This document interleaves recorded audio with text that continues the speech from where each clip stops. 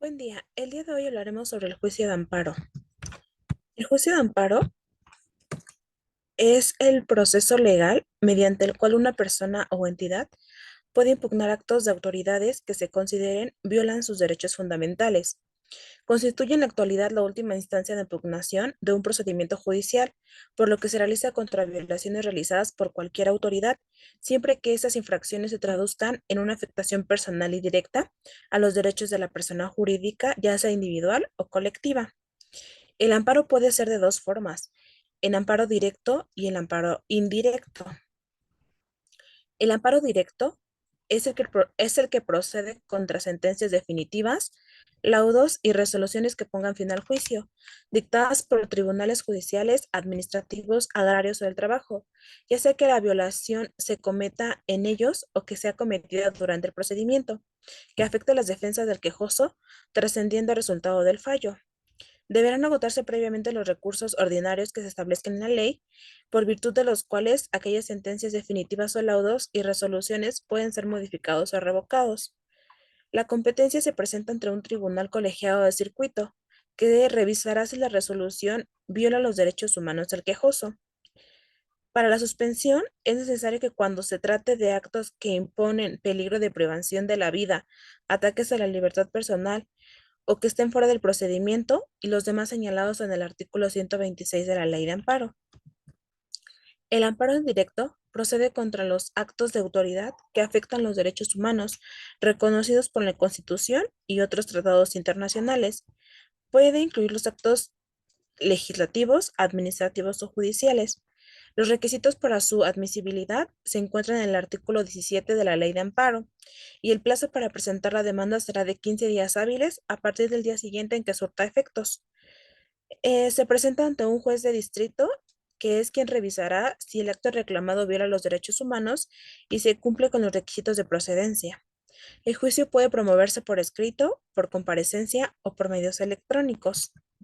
Los plazos para interponer la demanda. El plazo para interponer la demanda puede variar según la modalidad del amparo y de la naturaleza del acto que se está impugnando.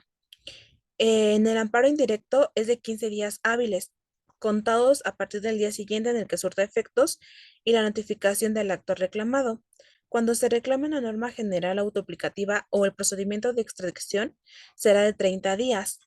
Cuando se reclame la sentencia definitiva condenatoria en un proceso penal, será de hasta 8 años. Y en algunos otros casos, contra la privación de la propiedad, será de 7 años, o en cualquier tiempo en el caso de que el acto reclamado implique la privación de la vida, ataques de la libertad, deportación o exportación. El amparo directo, el plazo para interponer la demanda es de 15 días hábiles, contados a partir del día siguiente en el que surta efecto la notificación de la resolución definitiva. El laudo o el acto que ponga fin al juicio en el que se haya concedido el amparo indirecto. Las prevenciones. Las prevenciones se refiere a las observaciones o requerimientos que un juez o tribunal hace a las partes involucradas en el proceso para corregir, complementar o aclarar ciertos aspectos de la demanda, de las pruebas presentadas u otros elementos del juicio. Estas prevenciones buscan garantizar el proceso y que se cumplan todos los requisitos formales y sustantivos. Las causas por las que el tribunal puede prevenir una demanda son por defectos formales, que es si la demanda o algún otro documento tiene errores, omisiones o deficiencias en la redacción o en el formato. Una siguiente es si los argumentos no son claros o no están suficientemente fundamentados.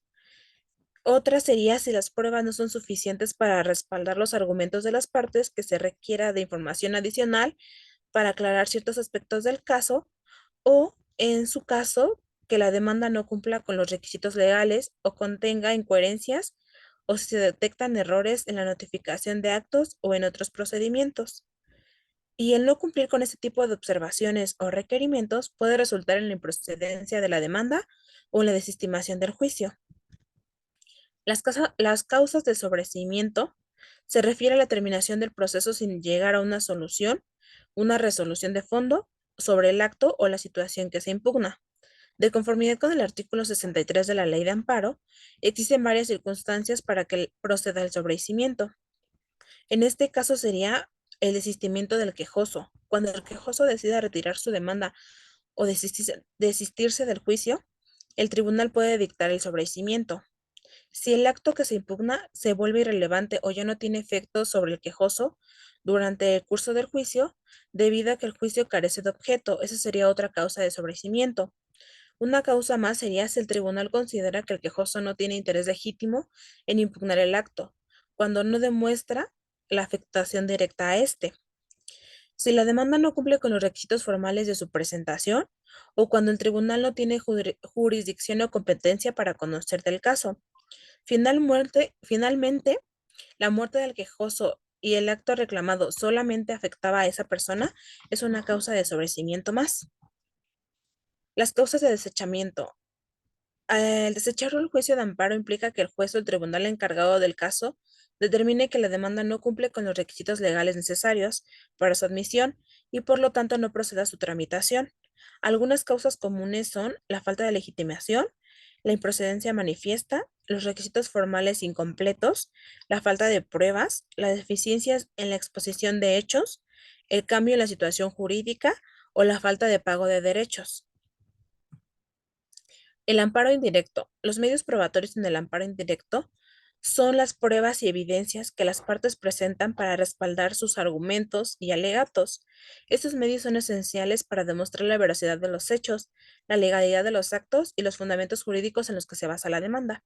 Algunos tipos de pruebas a utilizar en el juicio de amparo son las documentales. En este caso son los documentos escritos que respaldan los argumentos de las partes como los contratos, las resoluciones administrativas, las actas, los informes o algún otro documento. Los testimoniales son los testimonios que las personas pueden ofrecer sobre información relevante sobre los hechos que incurrieron para impugnar el acto.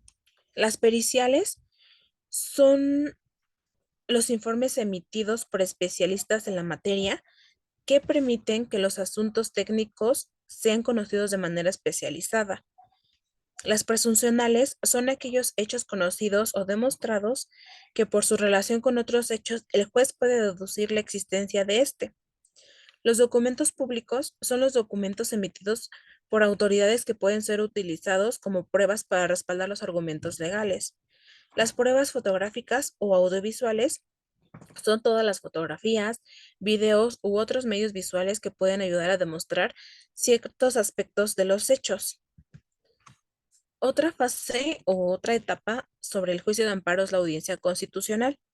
Es una etapa del proceso en la que las partes involucradas en el juicio, es decir, el quejoso y la autoridad responsable, tienen la oportunidad de exponer sus argumentos de manera oral ante el juez o el tribunal encargado de resolver el caso. Esta audiencia tiene como objetivo permitir que las partes presenten sus puntos de vista, sus argumentos y sus pruebas directamente en el tribunal, lo que contribuye a la transparencia y el análisis más completo del asunto. Durante la audiencia de partes se exponen sus argumentos de manera clara, oral, objetiva, ante un tribunal o juez y pueden realizar las preguntas necesarias para comprender el hecho. Las partes tienen derecho a solicitar la celebración de la audiencia constitucional en el caso que sea necesario. Se permiten que las partes confronten y refuten sus argumentos y pruebas presentadas por la parte contraria. El cierre de instrucción es otra etapa del juicio de amparo. Es la etapa procesal en la que se dará por concluida la presentación de las pruebas y los alegatos por parte de las partes involucradas. Una vez que se ha realizado la audiencia constitucional y se han presentado todas las pruebas y argumentos pertinentes, el juez o el tribunal declara cerrada la instrucción y se procede a la elaboración del proyecto de resolución. El cierre de instrucción marca el final de la etapa de presentación de pruebas y argumentos del juicio de amparo. A partir de este punto, el tribunal o el juez revisará toda la información recopilada y analizada, los aspectos legales y tácitos del caso para emitir una decisión final. Dicha resolución será el resultado final del proceso y determina si concede o no el amparo solicitado. Finalmente se encuentra la sentencia. La sentencia es la decisión final y vinculante que emite el juez o el tribunal encargado de resolver el caso. Es el resultado del análisis de todos los argumentos, pruebas y elementos legales presentados por las partes involucradas en el proceso. La sentencia determina si se concede o se niega el amparo solicitado por el quejoso y establece los términos y condiciones en los que se resuelve el asunto. La sentencia debe ser debidamente fundada y motivada, es decir, debe explicar las razones legales que sustentan la decisión tomada. Dependiendo si se concede o se niega el amparo, la sentencia puede tener diversos efectos. Si se concede, puede anular el acto reclamado y restaurar los derechos del quejoso. Si se niega, confirma la validez del acto impugnado. Una vez emitida la sentencia, se notifica a las partes involucradas en el juicio, al quejoso y a la autoridad responsable. Las partes pueden tener la opción de impugnar la sentencia mediante recurso de revisión y de apelación en su caso. Gracias por su atención.